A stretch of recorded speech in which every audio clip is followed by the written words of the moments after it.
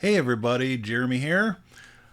Today we're going to take a look at a new item that I've acquired. This is the Keychron C1 keyboard. This is a 10 keyless mechanical keyboard. Show the contents of the box. We've got a nice little foam pad. We've got the quick start guide, which it actually has a Linux Penguin on the back of it. So it is supported under Linux. We've got the keyboard itself in a little bag, and it is a clicky keyboard. Kind of neat with the color scheme they chose for this. I'm not sure I'm totally on board with the white, but since my other keyboard is giving me issues after 5 years and it's out of stock, I thought I'd take a chance.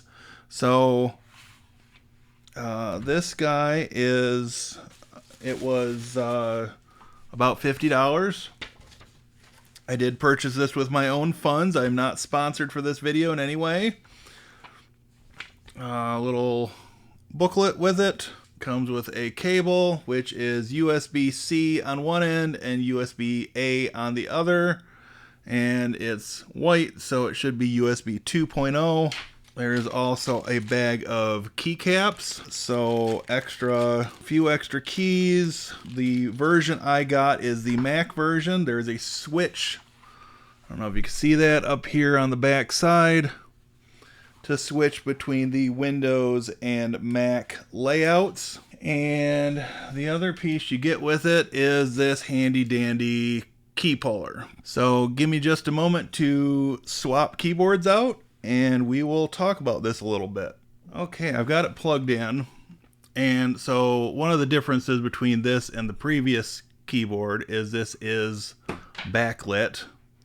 And I will try to blindly cycle through some of these. So yeah, you don't need special software to configure the backlighting on this, which is kind of nice. I'm not sure how much I'll use the backlighting. I guess there's a few other patterns there. But anyways, this is not too bad. I'm going to open up LibreOffice and get a new document going.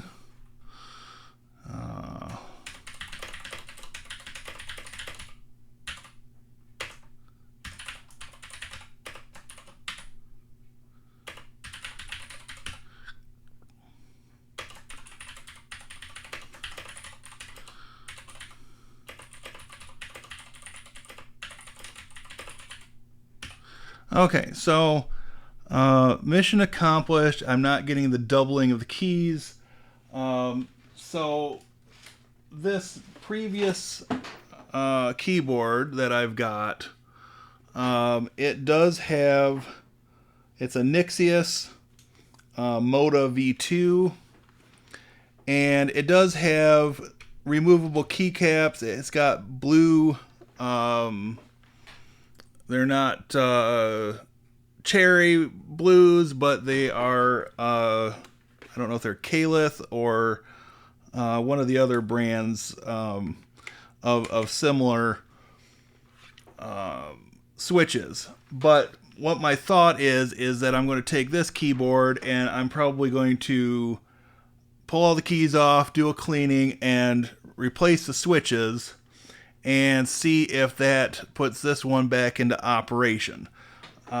This has been a very reliable keyboard for 5 years now, and it's just been the last month or two that I've been noticing issues with it. I did try cleaning it once, and it didn't make a lot of difference for any length of time. So I'm wondering if I need different switches, or if I need to pull apart these switches and lube them or something along that lines in order to extend the life of that keyboard. But for under $50 or right around $50, this Keychron C1 First impressions are pretty good. We will see how it does over the coming weeks, and if it warrants an update, then I will do so before the end of 2022.